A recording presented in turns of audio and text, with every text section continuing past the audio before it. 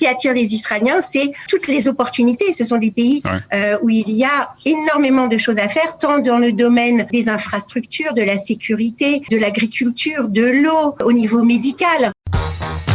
Israël, comment ça marche ? Vous allez adorer comprendre Israël. Judith, bonjour. Bonjour Olivier. Merci d'être avec nous. Très heureux d'abord de vous retrouver sur Studio Qualita pour parler d'un sujet que vous connaissez bien, puisque vous êtes avocate, Judith, spécialiste un peu... on va d'ailleurs parler tout de suite de votre parcours d'abord. Judith, quelques mots sur votre parcours. Merci de me recevoir. Je suis contente d'entendre que vous avez Véronique Hopstein juste après moi, parce que si je ne me trompe pas, elle a été mon professeur à l'école à Lucien de Hirsch quand j'étais petite fille. Donc un bonjour à Véronique. Parcours, j'ai fait mon alia en 88. Donc il y a quand même pas mal de temps de ça. J'ai étudié à Bar-Ilan et j'ai ensuite vécu avec ma famille 12 ans au Japon, pendant lesquels j'ai été conseillère juridique dans une entreprise japonaise et dans le domaine de la mode et du luxe. Et nous sommes revenus en Israël il y a exactement 11 ans, où je suis donc devenue avocate israélienne. Il y a un peu plus d'un an, j'ai ouvert un cabinet indépendant et m'a rejoint Véronique Strauss, qui est donc maintenant mon associée. Et toutes les deux, effectivement, nous sommes spécialisés sur les marchés de l'Afrique francophone.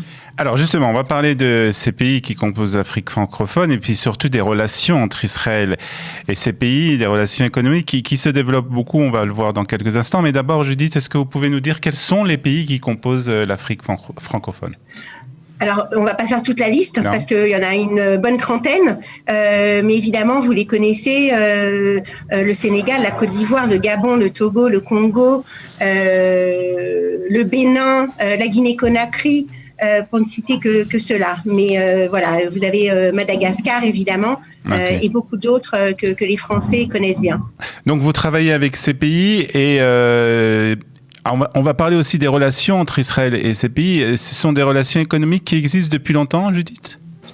Alors, on va préciser que Israël et l'industrie israélienne sont depuis quand même très très longtemps en Afrique francophone et en Afrique, on va dire anglophone. Ce n'est pas nouveau. Les Israéliens ont apporté depuis de très nombreuses années des technologies israéliennes, le savoir-faire dans divers domaines. Dont on parlera si vous voulez. Et évidemment, on fait la distinction, en tout cas je la fais avec les pays francophones, où la façon de faire des affaires est assez différente des autres pays. C'est-à-dire c'est une mentalité différente. C'est une mentalité différente dans ces pays ? Alors, la grande différence, je voudrais juste rajouter que, comme vous l'avez mentionné, Olivier, d'abord, la volonté du dernier gouvernement a été quand même de beaucoup développer les relations avec l'Afrique. On l'a vu toutes les années du gouvernement Netanyahou et on l'a vu récemment avec la normalisation des relations avec le Maroc, où il y avait des affaires qui étaient faites, mais où évidemment maintenant cette normalisation va permettre de développer et d'aller beaucoup plus loin dans les rapports économiques entre les deux pays. Et ça, c'est juste donc un exemple qui est récent. Qu'est-ce qui attire les Israéliens en Afrique francophone ? Alors, ce qui attire les Israéliens en Afrique francophone, la même chose qui attire des Israéliens dans le reste de l'Afrique, ou ce qui devrait les attirer, c'est le potentiel qu'il y a. D'abord, on va quand même le préciser, un continent dont au niveau population est 2 fois aussi important que toute l'Europe, une population assez jeune, donc avec une perspective de force de travail qui est quand même très importante. Et puis on voit, même si pas très rapide, des volontés de changement au niveau des gouvernements, au niveau de la politique intérieure des pays, qui fait que de plus en plus les relations vont être facilitées. On voit le grand succès des pays comme d'abord, on connaît déjà depuis longtemps en Afrique francophone le Sénégal, la Côte d'Ivoire par exemple, et dans le reste on voit l'Éthiopie, le Rwanda, qui sont des pays qui se sont remis de très très grosses difficultés et qui sont aujourd'hui des pays phares dans ce continent. Donc ce qui attire les Israéliens, c'est toutes les opportunités. Ce sont des pays où il y a énormément de choses à faire, tant dans le domaine des infrastructures, de la sécurité, de l'agriculture, de l'eau, au niveau médical. Et les Israéliens les Israéliens sont présents dans ces domaines-là, c'est-à-dire que les développements économiques se font dans ces domaines que vous avez cités. Dans ces domaines-là principalement. D'accord. Ce qui attire, pour répondre à votre question, ce qui attire l'Afrique ou l'Afrique francophone en particulier, c'est évidemment le savoir-faire des Israéliens. On est quand même aujourd'hui un pays qui est visité par le monde entier pour le développement incroyable sur les 70-75 ans de vie du pays, pour la technologie, pour le savoir-faire. Récemment, on l'a vu avec le corona, pour ce qui est de la coupa trolling, qui est un système qui va certainement faire des petits dans le monde, et on espère en Afrique aussi. Donc, ce qui attire les Africains, c'est ça. C'est le fait que les Israéliens sont quand même... ils viennent, ils ont des solutions à tous les problèmes. Rien n'est jamais un problème pour les Israéliens. On le sait tous. On le sait tous. Donc ça attire évidemment. Israël est un exemple pour les Africains, parce que il y a quand même 75-80 ans, Israël était, on va le dire, un désert. Ouais. Donc beaucoup de pays s'identifient avec cette situation. Ils se disent que si nous on y est arrivé, eh bien eux avec les bons éléments devraient aussi pouvoir y arriver.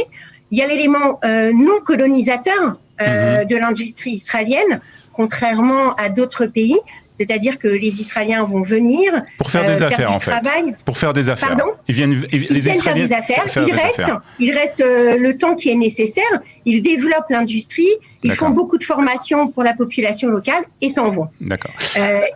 Alors, avec votre associée Véronique Strauss, vous êtes donc spécialiste justement dans ces pour essayer d'aider justement et pour diriger ces hommes d'affaires israéliens qui veulent rentrer sur le marché économique africain.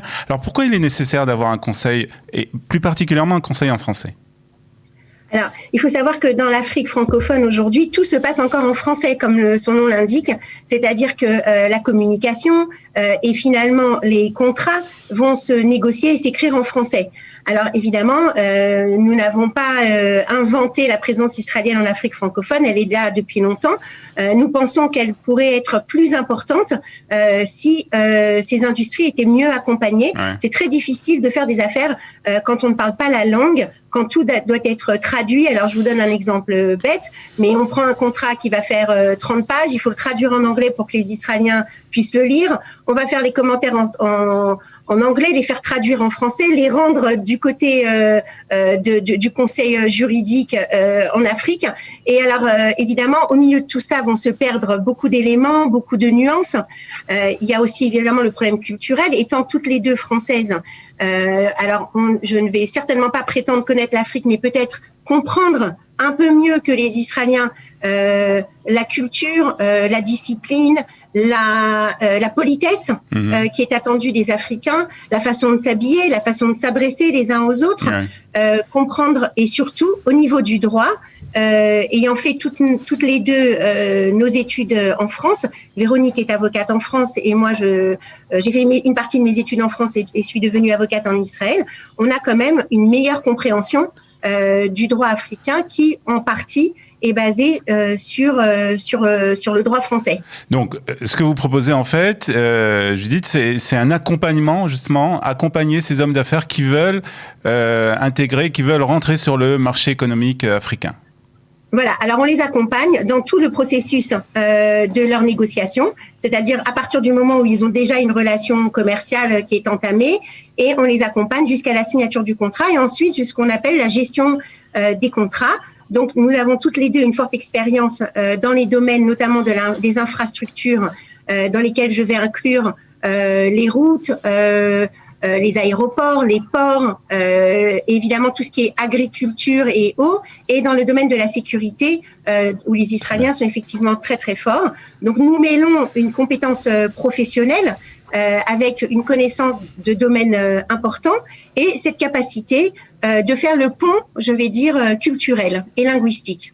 Donc Judith, vous êtes à Tel Aviv, Véronique est à Paris. On peut bien sûr vous trouver sur les Non, réseaux Véronique sociaux. est en Israël. Non, Véronique est d'accord. aussi en Israël. Ok. Elle n'a pas pu se joindre à nous ce matin, malheureusement. Ok. Mais nous sommes toutes les deux en Israël. Véronique a fait son alia il y a 6 ans. Elle est D'accord. venue comme expatriée et est restée. Voilà. D'accord. Et travaille, Donc on peut bien entendu vous joindre ou vous trouver sur les réseaux sociaux et sur LinkedIn, prendre, bien sûr. voilà, et prendre contact avec vous si bien entendu on a besoin de vos services.